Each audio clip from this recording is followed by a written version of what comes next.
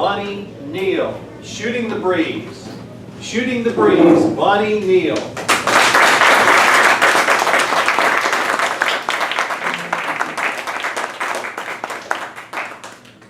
Well, I grew up in the country in a very small town in West Texas, and it wasn't until I moved to New York City that I realized that people who grew up in the cities, people who grew up in the country have a very different relationship with guns.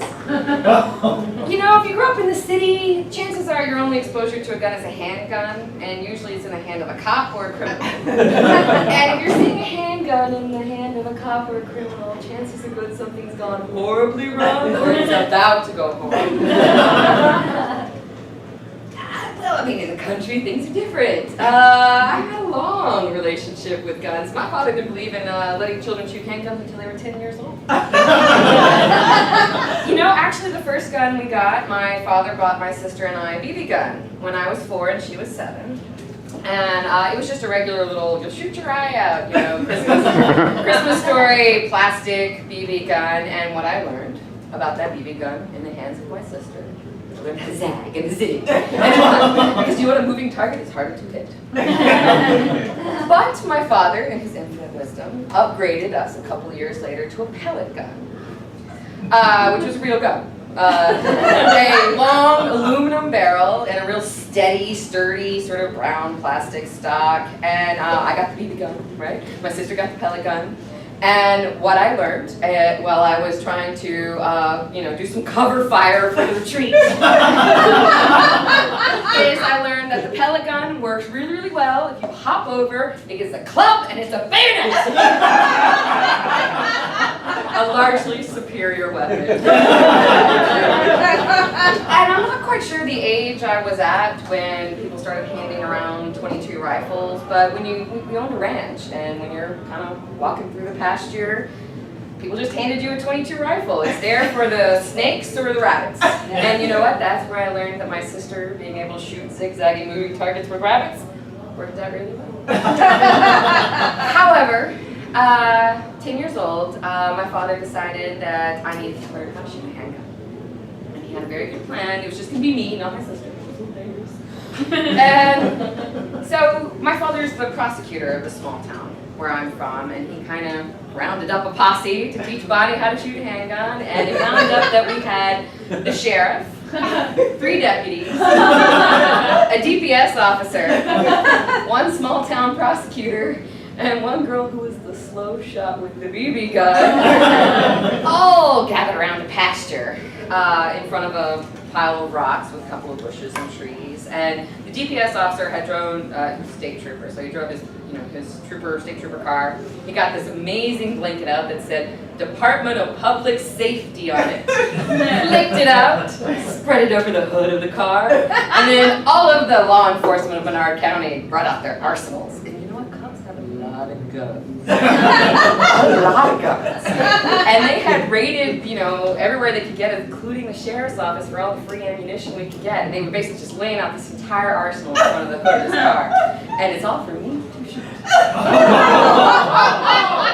There was everything there. I got to shoot my daddy's Glock, which was nice. I got to shoot something they called a Saturday Night Special, which is essentially a throwaway gun they had confiscated from a drug mule who got caught speeding through town. And it really, really caught in my hand, and they're like, oh, you're only supposed to shoot it twice. A Kenner 45. One of the deputies actually had an assault rifle, an AR-15, because he'd just gotten out of the Navy and they took his M16 away, so he bought the civilian version of the AR-15. And it's semi-automatic, and of course, he could, but he didn't, make it fully automatic, because that would be wrong. It was actually kind of cool because one of them even had like an old 1880s Colt 6-shooter. I mean, I got to shoot quite a wide variety of things, and there were a couple cases of beer. My father and the deputies were all shotgunning them so I could run out and put the beer cans out on the rocks. It was so much fun. And then I went out there for a couple of hours, and my father was like, well, it's time to call it a day. But he wanted me to shoot my last thing he wanted me to shoot, and it was one of the deputies, Arthur's gun, and Arthur is 6'5", 375. We call him Slim. And what he had had was a .44 Magnum, a Smith & Wesson model 620, I think, 629, Dirty Harry's gun. And he'd had a special grip made because he's a big man, his hands were the size of my face. And so I had to take both hands to put around the barrel, the hold of this gun. Stacked, you know, sector wide, Dirty Harry, but in a day. Boom! Oh, recoil right back, gun, hands, right into my face, into my nose. Blood gushing. I turn around with the gun ground and look at the entire law enforcement of Broward County, and they're like, and they scatter. They scatter like children. They're like, we're out of here, bye. Oh, the law's all here. So I put the gun down, and Daddy, you know, he pours some beer onto his handkerchief. Fine, this is fine. My nose was not fine. My mother actually made the doctor break it twice just to make sure it was reset. Oh. Because you know what? Beauty is pain! But it was an excellent introduction into handguns. It was actually quite fun. And I can see from all of your faces that some of you guys were raised in the city. A little concerned about this story about guns, that you don't really have this kind of relationship. You think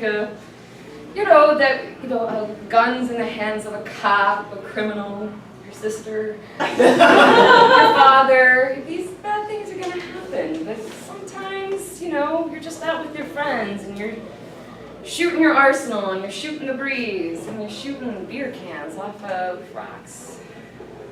Shooting a gun isn't always necessarily a bad thing. Where I come from, it's just good old-fashioned outdoor fun.